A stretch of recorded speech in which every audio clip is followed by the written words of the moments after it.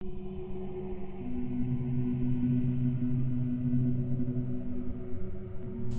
everybody, this is Robbie Howell at Howell's Haunt. Happy Halloween.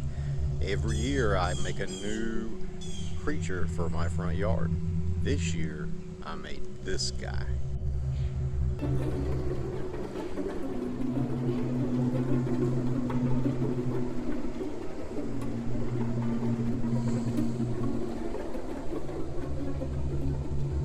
He's really not that hard to make, and it cost me probably a little around 50 bucks to make him. So do you want to make your own big ass spider? Well, I'm going to show you how.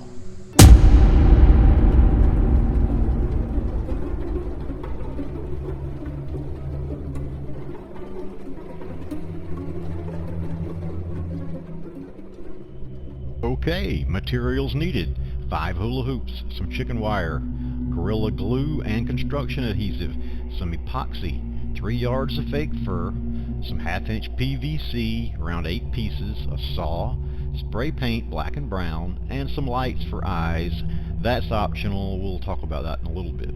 So I go to the Dollar General and I get 5 cheap hula hoops, that's $5.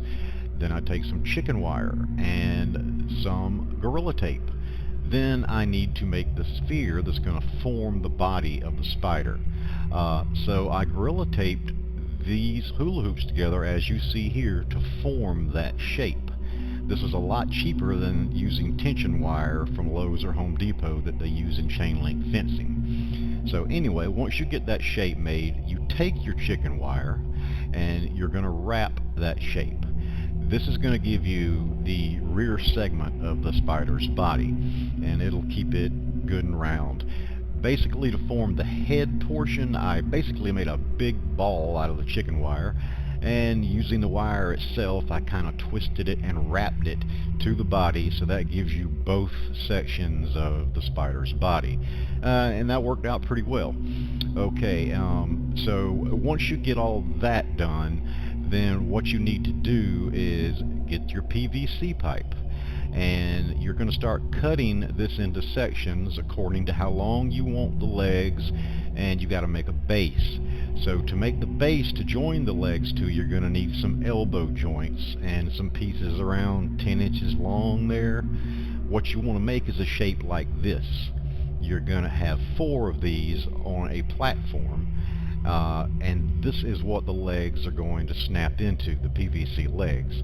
I used some epoxy to put them down on a flat piece of wood, as you see here, and then I got a little impatient because I wanted to go ahead and start putting the legs in, so I went ahead and just put screws in there anyway. You can do this to begin with if you like and avoid the epoxy, but I did both.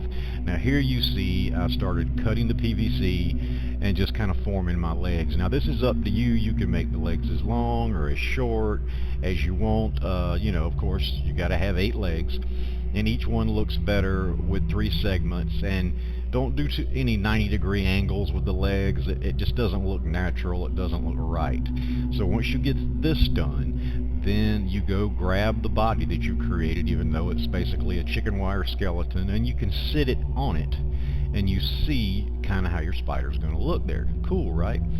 So now you take your fake fur, which we got at Hobby Lobby, and then you have to begin to wrap the body of the spider. Now this can be a little tricky, and you have to figure out the best way to do it and how to cut your fabric. The construction adhesive by Gorilla Glue will hold the fabric together.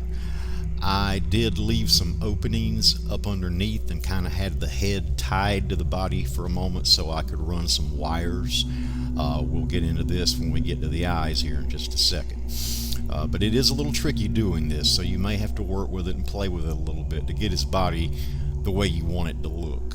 You're going to have cloth, overlapping cloth. So here are the eyes. I used a set of 6 orange Halloween bulbs on a string. I only used 4 of them for the eyes, and I covered a couple of them with these red lenses. I slid them through slots on the front of the spider's head that I cut. Some people don't even use the lights, they just use red Christmas balls or whatever. It's up to you.